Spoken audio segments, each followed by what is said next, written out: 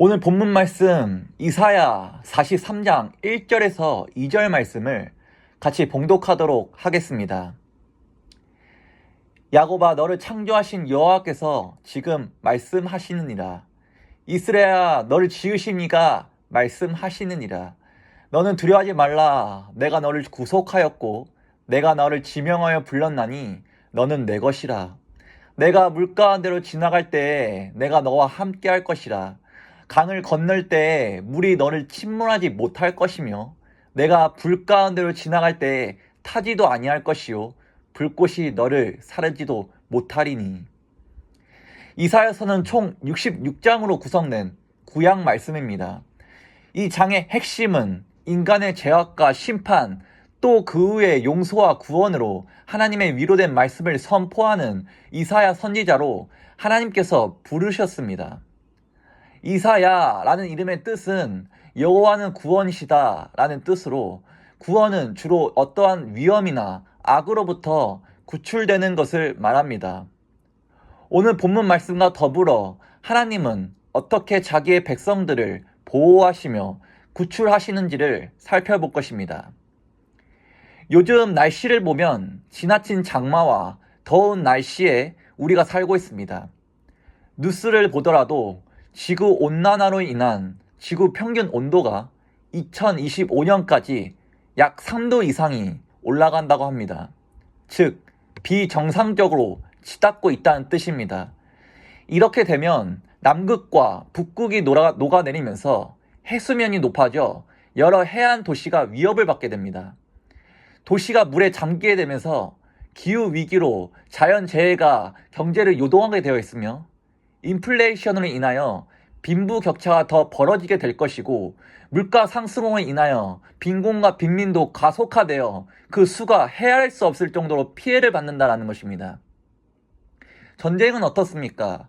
러시아 우크라이나 전쟁이 좀처럼 끝이 보이지 않고 이스라엘과 하마스 전쟁으로 인하여 다른 중동 국가까지 확산되는 분위기가 이어지고 있습니다.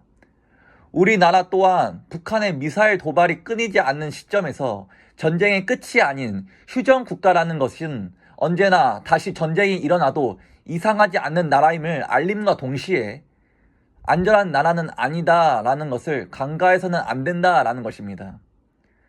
사회는 어떻습니까? 여러 사건들 통해 정인이 사건, 이태원 참사, 시청역 역주행 사고 등 범죄와 재난으로 인한 인명피해가 끊임없이 이어지고 있습니다.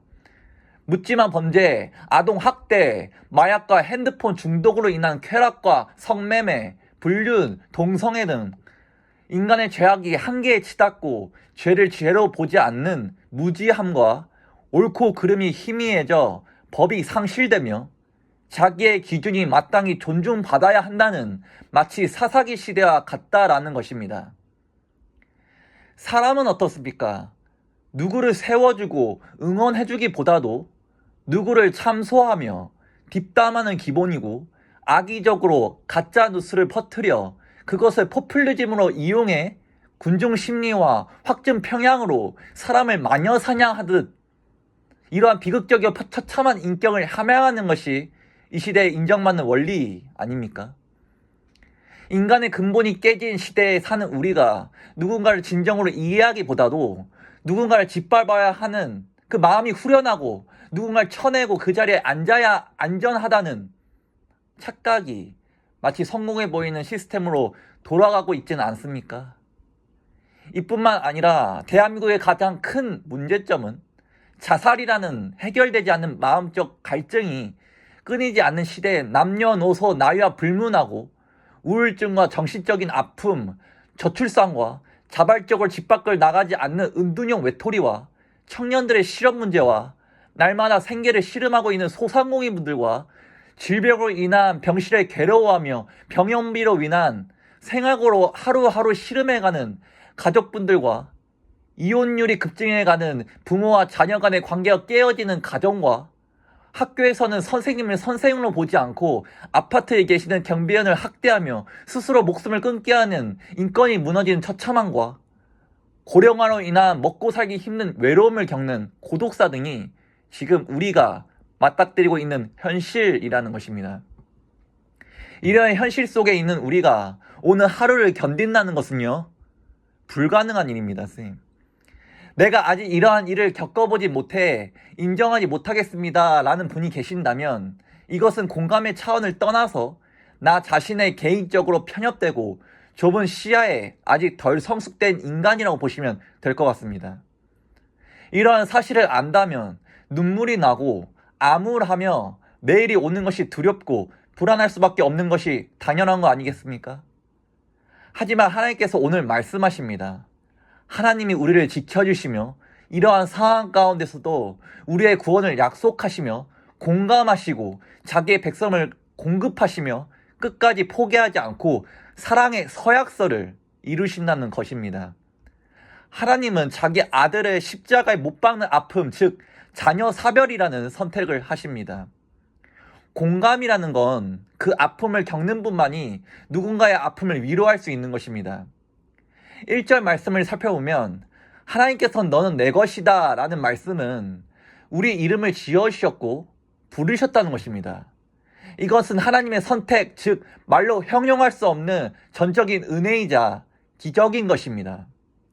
우리가 이 땅을 살면서 할 일은 이러한 현실 속에서도 오늘 하루라는 시간을 버티며 결과가 어떻든 간에 끝까지 하나님을 믿고 그분을 신뢰하며 그분이 오실 그날까지 찬송하는 것입니다.